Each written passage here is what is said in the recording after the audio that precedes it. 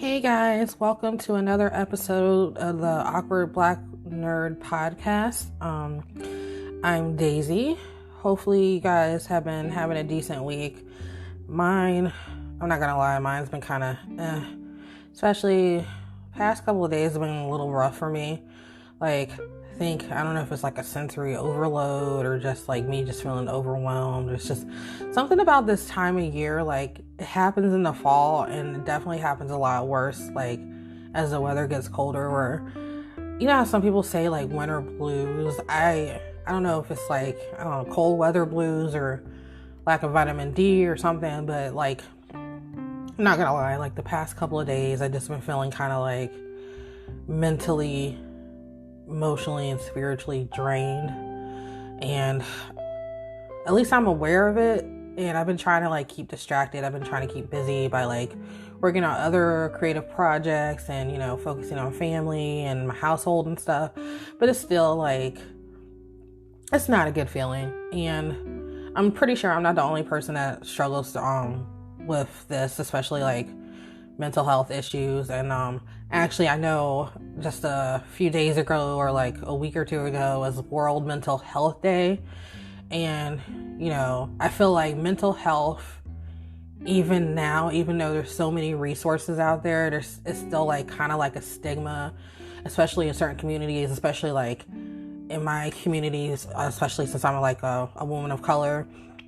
And I feel like there's like this stigma on certain issues that people have. And I feel like there needs to be more open conversations and just more like open dialogue. So like, even though there's more resources, I still feel like there's a stigma, and maybe the stigma won't be as horrible if we are more open-minded and more like, I guess, more informed, because I feel like there's a stigma because a lot of people still aren't as informed, because even though there's a lot more resources out there, I feel like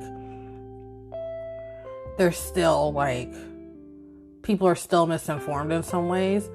But I don't want to go on like a soapbox and high horse, but I feel like in order of, because it was World Mental Health Day, and I've been trying to like, this like the topic I'm about to talk about today, it's been kind of like, it was one of my first topics that I picked out when I decided to like officially start this podcast, especially since I've experienced this a few times in my life. And I know like it's common for a lot of people, and I feel like I was saying before, like in order for us to like take the stigma off of mental health issues and certain things people go through, we just need to have open dialogue and just have conversations and maybe just inform people a little bit. So I decided like today I'm going to talk about panic attacks. I'm not sure. It's like I said, it's pretty common. I don't know like if everybody's experienced one in their life, but it's more common than people realize.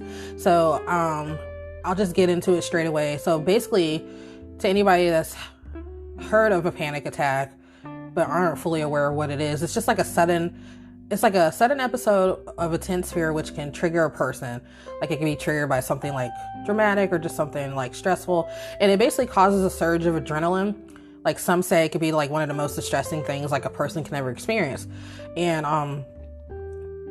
a lot of the time, like, that feeling like kind of appears out of the blue, and it feels like it does, like, it's like a surge of adrenaline. So it's like your whole body, like all your senses kind of just go into like sensory overload. And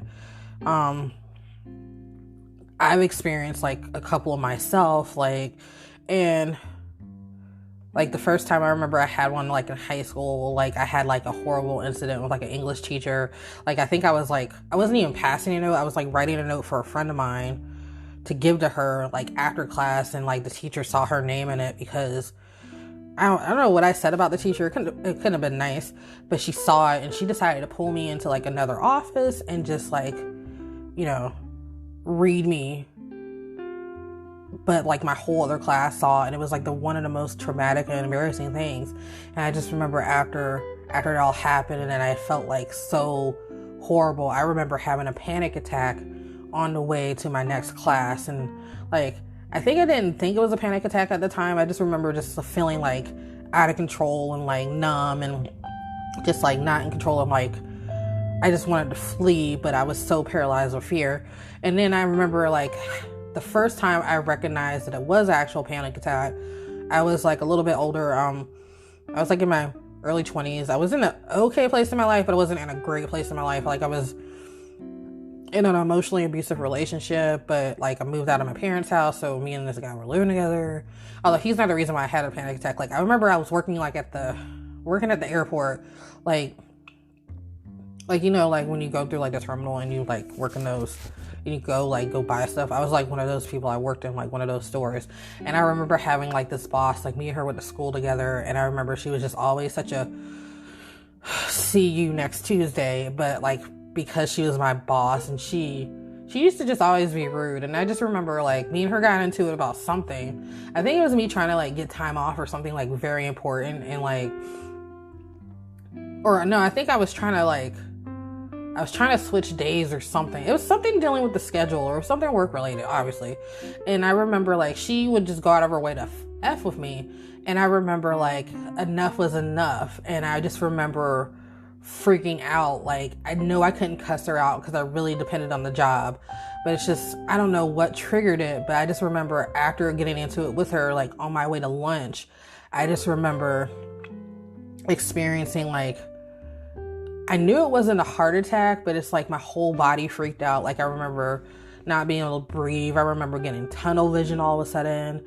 And then I remember as I'm walking down to the terminal to go get food, I just remember my whole body feeling tingly, and it felt like there was like a whole thing of bricks on my chest. And it got to the point to where I was almost to the end of the terminal, and somebody just remember seeing me collapse, and just I was hyperventilating because it's like I couldn't breathe because it felt like something or someone was sitting on top of my chest. It's like I don't even remember who called, like, cause somebody called an ambulance or what. Like I just remember everything was a blur after that. And I remember talking to like a doctor, and he says, other than the fact that I had hypertension at the time, but this is before I was like taking medications, like I just first got diagnosed with it, and like I was still smoking. So like it was at that time where I was like, yeah, I know I have hypertension, but you know, he's like, well, you're too young to have a heart attack. And then he was like, something happened to you?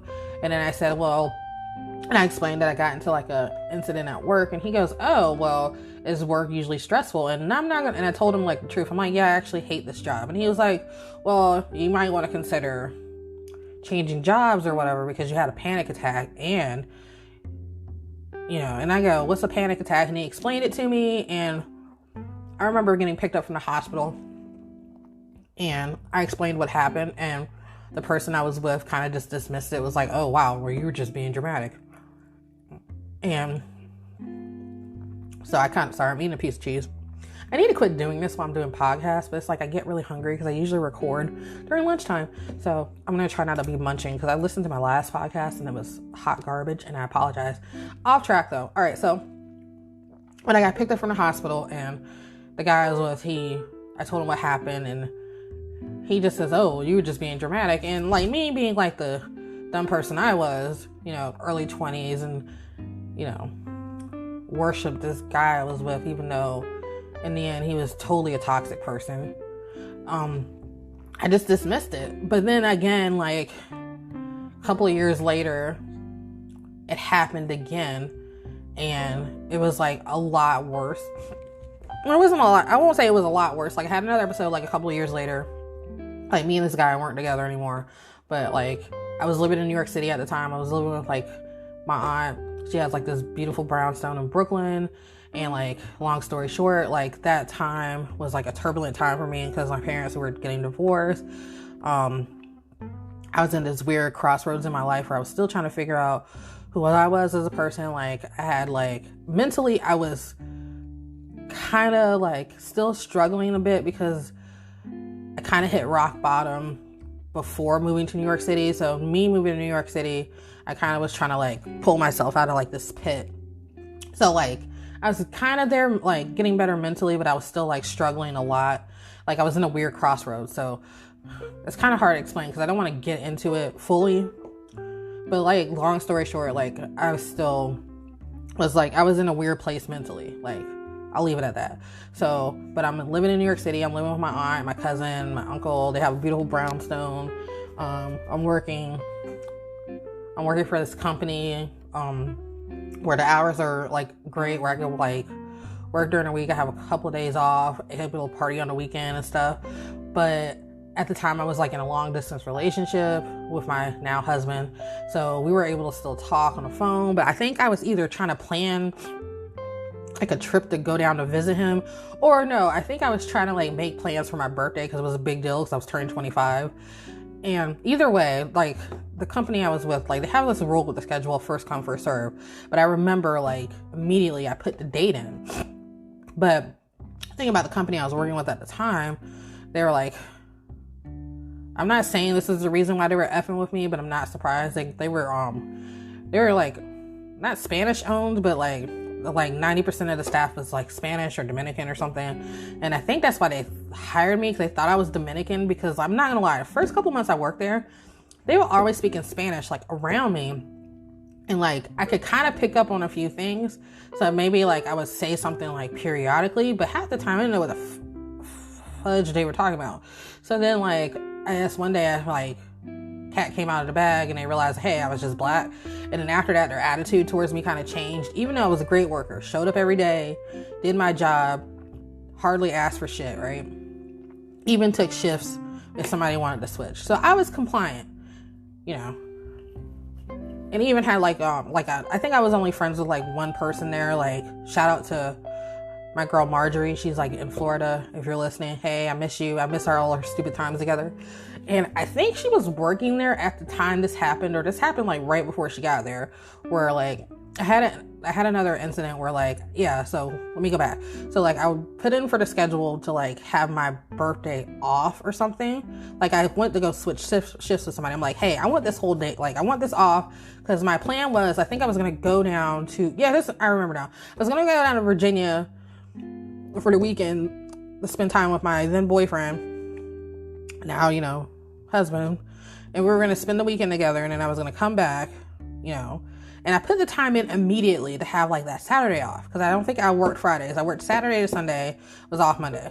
So, and then somehow somebody else put in the time in after me, and it became this whole thing where they decided to give her the time off and not me. And I explained why, and they were basically they were just saying, no, we're not giving it to you. And I'm not saying that's the reason why I had a panic attack, but I think that didn't help, because it was like that, plus like the way they were treating me. Long story short, like I just remember like the following day, like I was on my way, I think the day like before I asked for the day off. So because they made me work that whole weekend, I think just to fuck with me. So I remember going into work and just like the same thing happened again. Like I don't know if like me and panic attacks like are work related, but it's just like I don't like confrontation. And basically like same thing happened, like tunnel vision. I started getting numb. Like I was feeling like clammy and sweaty and not nauseous, but I just remember my mouth getting really dry. And like by the time I get to like the garage to go get because I worked in a parking garage. Like I was that, like if you go like, all right, so this job was like, I was an attendant. Like, you know how like you go to places in New York City and you need to find a place to park. I was that a-hole in the booth that would give you the ticket, and then after you get your car, you would pay. And then sometimes you cuss me out because the times would change. Not my fault, your fault, but you would cuss me out because you had to pay like extra, I don't know, $10, or, you know, you had to pay $20 even though you were a minute over. So yeah, I was that girl. So it was actually an easy job, but either, long story short, so by the time I get to my booth to like collect, I guess like my till to walk over, like I'm inside like the main building, and everybody's looking at me like that. The only thing I remember is everybody looking at me and they're like, wow, you don't look so good. And I don't know if I collapsed or the fact that I was like I remember telling somebody to call someone, because I knew, like I had a feeling I knew what it was, but I was like, I know that it was I need to get to a quiet place, and I'm not going to get it here. So like I was hoping somebody was going to like call my family and my family come get me, but no, they call like an ambulance. So I was like, fuck. So like I get to like the ambulance, and of course my family shows up, and like they explain to like what happened, and like my cousins, because it was like, I remember my cousin, like one of my cousins was visiting, because she she lived with her sister in DC, and then like my other cousin who lived like with me was there. So like my two cousins were there, and then their mom, my aunt, was there, and her husband was there. And it was weird because like me and him always had like growing up, me and him always had like this relationship where we were like really cool. But then as I got older, like somehow I don't know what shifted, but like after I had that panic attack and after he picked me up from the hospital that day, like our relationship kind of like shifted after that. Like I can never look at it the same. Like I always have love for him, but it's just like things kind of changed after that. Cause I just remember the car ride home. Like I just felt not worse, but I just felt like after that second incident, like I felt like my family kind of always just looked at me different. Like, wow, something's wrong with this girl mentally. And like, it's not their fault. Like, especially like mental health issues, like, especially like with Black families or in our Black community, like there's a stigma around it, like I said. But like, the last thing you want to do is make somebody feel worse about like their mental health struggle. And luckily, like with the two incidents I have, they only lasted like when I had the panic attack, it lasted merely like 5 minutes, but that's all it takes. And like typically I know panic attacks last between 5 minutes or they could go up to 30 minutes. And sadly, like I know recurring panic attacks can lead to like disorders like, I'm probably going to pronounce this name wrong. So, they could lead to disorders like agoraphobia, which is like, that irrational fear of being in crowded places. And I have an aunt that actually suffers from that. Like she lived in New York, like Coney Island for like years. And I remember she was taking medication for it. And it got to the point where she had to quit and she retired. And now she moved down to North Carolina now. And even now she still struggles. So like mental health, like kind of, I'm not saying like mental health issues runs in my family, but I feel like there's like everybody struggles with some kind of mental health. Like it's more common than people realize. And I feel like we need to have these conversations. So, let's see. Like I said, like a panic attack is like, it's a feeling of like a sense of terror or impending doom, like a loss of control nonetheless. It's like you're having like these anxious and like racing thoughts. You feel very disoriented, you're out of sorts, there's a sense of not being connected to your body. Let's see, sometimes like it's like you feel kind of lightheaded or weak. You can even have like a choking sensation or like a ringing in the ears. Your heart can be racing or pounding out your chest. It feels like, you could say it's an irrational heartbeat, but like you feel it like racing, or like chest pains, or like your chest feels like heavy. There's sweating, trembling, tingling. Sometimes there's like numbness in your limbs or your fingers, or even like on your face or like around your mouth. And some people get nauseous. There's chills, like a feeling, but mainly it's like a feeling of feeling stuck and frozen. Or like even odd cases, it's like you feel like you're stuck and frozen, but then like a part of you wants to run away. So like a panic attack isn't something to play with, but I feel like the number one thing is like, but the cool thing is that it's treatable and like you can manage it. I guess like one of the first things you can do to manage it is like, that feeling where you feel like you want to like run away, but you can't. Whatever you do, do not flee. Like you basically just want to try to like move to a quieter place if possible. And like the first thing you do, like when you feel like you're out of control, like you feel like your body wants to tense up, last thing you want to do is like tense up, because actually tensing up is going to make you feel worse in this situation. Like you're going to like try, like even though like all these things are happening with your body, you want to try to like loosen up as much as possible. And the main thing is like I said, these episodes are pretty short, but if you're aware of it happening, like the main thing you want to do is like kind of shift your focus, like shifting your focus and kind of getting your body like to respond. Like if you shift your focus, your body will like try to like, you can start like if you try to shift your focus, then your body will slowly start to respond differently. Like shifting your focus, you could do things like there's breathing techniques, like the most common one is like take a really deep breath for like 4 seconds starting, and then exhale all the way out, then you try it again, maybe for like 6 seconds, inhale, and then exhale all the way out, emptying your lungs.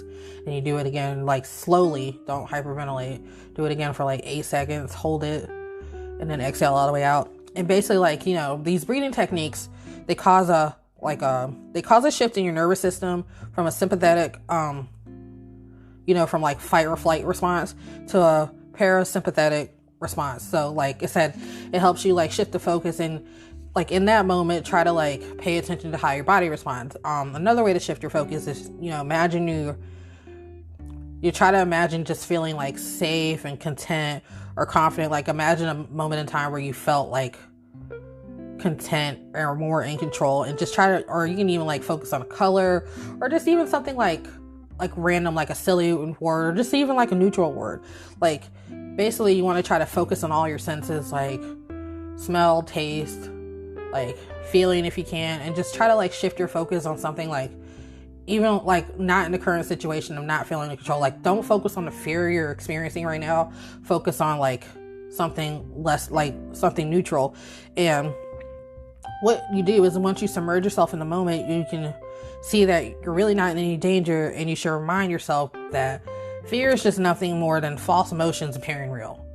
So, and the goal when you focus, like shift your focus, is to basically desensitize yourself.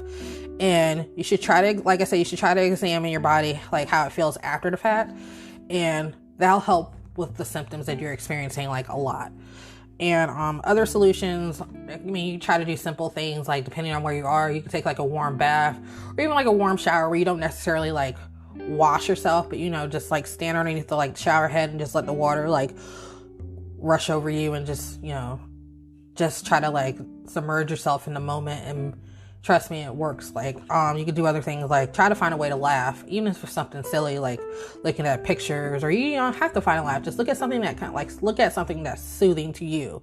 But the main thing is try to find a quiet place.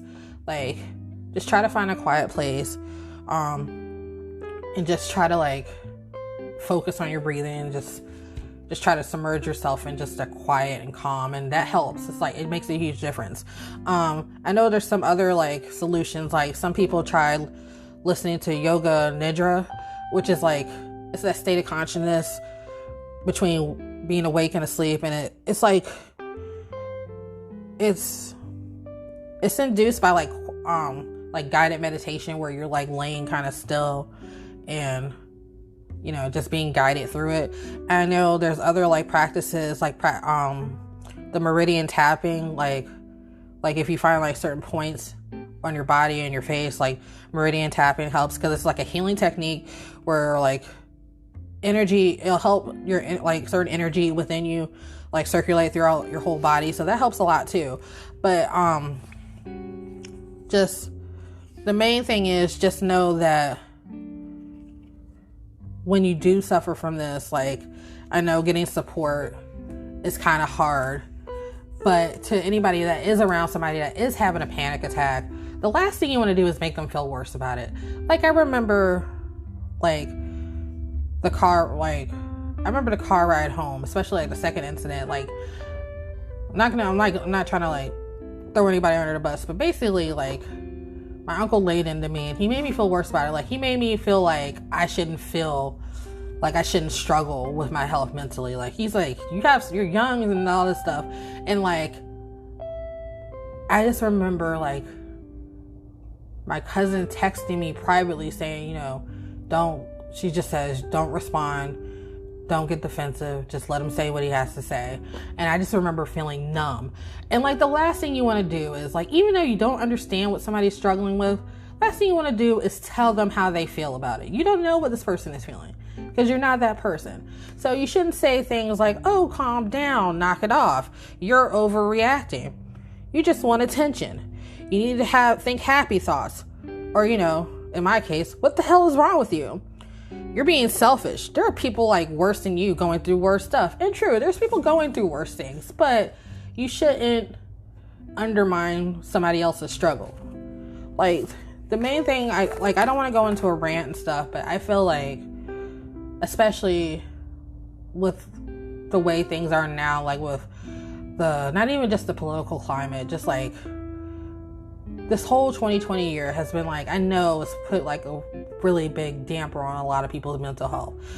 But the main thing is like, we need to have these conversations, and we need to like just start being more sympathetic to somebody's struggles. Like, I just want to end on this. Like, don't assume somebody is weak because they struggle with their mental health, or if they have these panic attacks, because you never know the amount of strength it takes for somebody to face this fucked up world every day. Like, even the person who's like smiling on the outside to everybody could be broken on the inside, that you never know. So just don't make assumptions about somebody because they show like a vulnerability.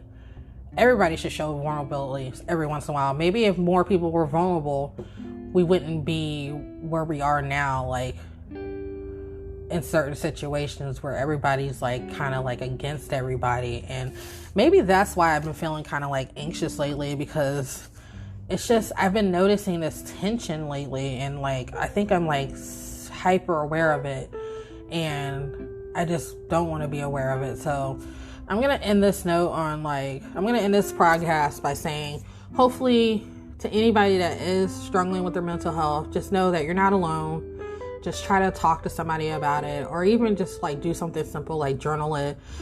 There's ways to manage like certain things, and just everybody should just be kinder to one another. Like, we're all in this together, and we may not always agree, and we may not always be the same, but it doesn't take much to just be kind to one another, and we should just all just try to make choices just to be decent humans. It's not that hard.